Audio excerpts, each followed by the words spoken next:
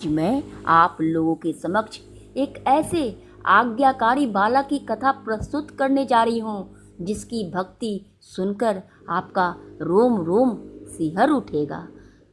आइए सुनते हैं गुरु भक्त आरुणि की कहानी। महाभारत में एक कथा आती है आरुणि की, तो आइए सुनते हैं। आरुणि, सबसे पहले जानिए आरुणि कौन था। आरुणि पांचाल देश का रहने वाला था। महर्षि आयोधम ब्रह्मज्ञानी थे।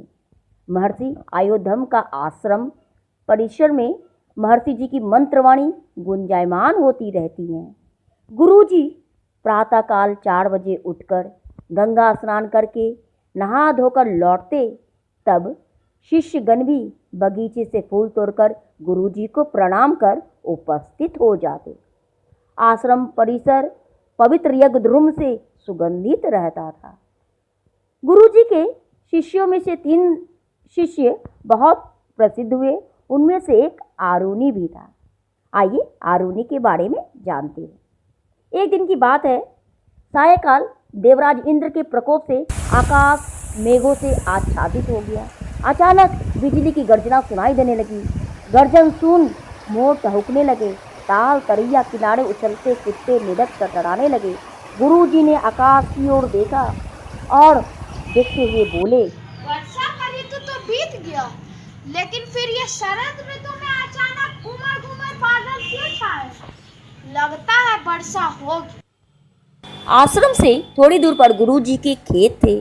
गुरुजी ने सोचा कि कहीं अपने धान की खेत की मेड़ अधिक पानी भरने से टूट न जाए, मिट्टी के कट जाने से धान की फसल बर्बाद हो जाएगी। तब उन्होंने आवाज दी, आरुणि, पुत्र आरुणि। जी गुरुदेव। गुरुदेव की आवाज सुनकर आरुणि तुरंत चलाया और जी गुरुदेव बोला। तब गुरुदेव ने उनसे कहा, पुत्र आरुणि, मूसलाधार बारिश हो रही है, इससे खेत की मेड़ बह जाएगी और थोड़ी बहुत जो फसल बोए हैं वह भी बह जाएगा। इसलिए तुम खेत पर जाओ और देखो कहीं मेड़ टूटकर खेत का पानी निकल न जाए। जी गुरुदेव कहकर झूमता हुआ गुरु भक्त आरुणि निकल पड़ा। उसे किसी बात की परवाह नहीं थी। सब बच्चों में गुरुदेव जी ने सिर्फ उन्हें ही चुना था। वह खुशी से झूमता जा रहा था। उसके कानों में सिर्फ एक ही मंत्र गूंज रहे थे, गुरु ब्रह्मा गुरु विष्णु गुरु देवो महेश्वर, गुरु साक्षात परम ब्रह्मा तस्मै श्री गुरुवे नमः। आरुणि जब खेत के पास पहुंचा तो देखा कि खेत की मेड़ से एक स्थान पर से पानी का रिसाव हो रहा है और फिर अचानक वहां से मेड़ टूट गई। पानी की धारा बहने लगी। मूसलाधार वर्षा भी हो रही थी। आरुणि ने टूटी हुई मेड़ पर मिट्टी जमा कर पानी रोकना चाहा, किंतु पानी की धारा मिट्टी को बहा ले जाती। तब आरुणि स्वयं टूटी हुई मेड़ के पास लेट गया। पानी का बहाव थम गया। करकराती बिजलियां, मूसलाधार वर्षा, अंधकार और सर्द हवा की परवाह न कर बालक आरुणि पूरी रात वहां लेटा रहा। शरद ऋतु होने के कारण आरुणि अपनी जान की भी परवाह न की। ठंडे पानी में रहने के कारण उसका बदन अकड़ गया, पूरा बदन सुन्न पड़ गया। वह मूर्छित होकर पूरी रात वहाँ पड़ा रहा। उसे तो बस एक ही धुन सवार थी। गुरुजी ने सब बच्चों में सिर्फ उसे ही चुना है, गुरु ब्रह्मा गुरु विष्णु गुरु देवो महेश्वर, गुरु साक्षात परम ब्रह्मा तस्मै श्री गुरुवे नमः। आरुणि तो पूरी रात वहाँ खेत में पड़ा रहा। सुबह हुई, वर्षा का प्रकोप कम हुआ। चिड़ियों की मधुर कलरव से वातावरण खुशनुमा बन गया।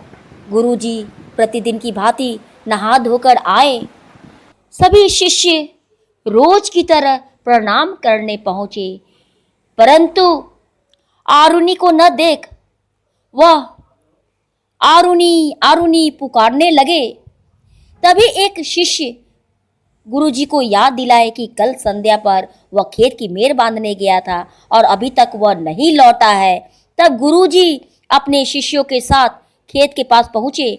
वहां उन्होंने पुकारना शुरू किया, आरुणि आरुणि तुम कहाँ हो?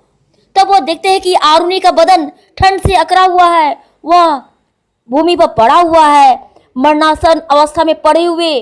वह आरुणि को उठाते हैं, हाथ पैरों की गर्माहट देकर मालिश करते हैं। थोड़ी देर बाद आरुणि को होश आया।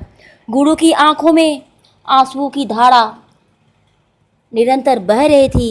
गुरुजी उसकी बातों को सुनकर उसे हृदय से लगा लिए और बोले, पुत्र आरुणि, न तुम्हें वेद पढ़ने की जरूरत है और न उपनिषद। वेद उपनिषद पढ़कर जिस तत्व का निरूपण, जिस तत्व का ज्ञान प्राप्त होता है, वह ऊंचाई तुमने प्राप्त कर लिया है। सब विद्याएं अपने आप आ जाएंगी। जगत में आरुणि की गुरु भक्ति सदा अमर रहेगी। धन्यवाद।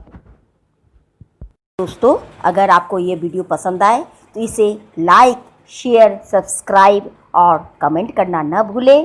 धन्यवाद। फिर मिल